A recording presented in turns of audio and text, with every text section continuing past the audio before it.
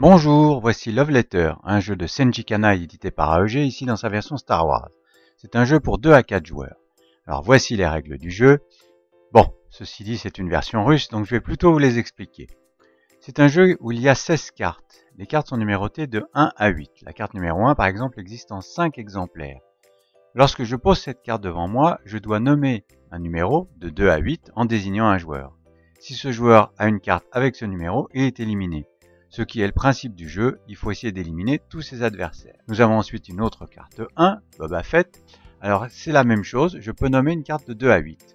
Si le jeu me dit c'est pas ça, je peux réessayer une seconde fois, mais si c'est toujours pas ça, c'est moi qui suis éliminé de la manche. Voici la carte numéro 2, alors elle est en double exemplaire mais c'est exactement la même, qui permet de regarder secrètement la carte d'un adversaire.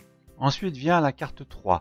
Alors la carte 3, il y en a deux. Ça c'est pour comparer sa carte avec celle de l'autre joueur, la carte qu'il a en main. Avec ces 3 PO, c'est la carte la plus faible qui est éliminée. Avec R2D2, c'est la carte la plus haute qui est éliminée. Ensuite, la numéro 4. Avec cette carte, on la pose devant soi et on est totalement immunisé pendant tout le tour qui vient. Avec la carte 5, où il y en a 2, on va demander à un joueur de défausser sa carte et d'en piocher une nouvelle, en sachant que l'on peut faire cet effet sur soi-même. Avec la carte 6, on va échanger sa carte contre celle d'un autre joueur. La carte 7 n'a pas de pouvoir en elle-même, mais n'est obligée de la défausser si on a Luke Skywalker ou Dark Vador.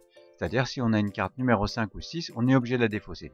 Ceci dit, on peut la défausser même si ce n'est pas le cas, justement pour bluffer. Et enfin la carte 8, celle-ci, si on la défausse, on a automatiquement perdu la partie.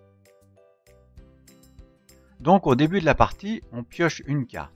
Quand arrive son tour de jeu, on en pioche une autre, on en joue une des deux. Par exemple, ici, je décide de jouer la 1.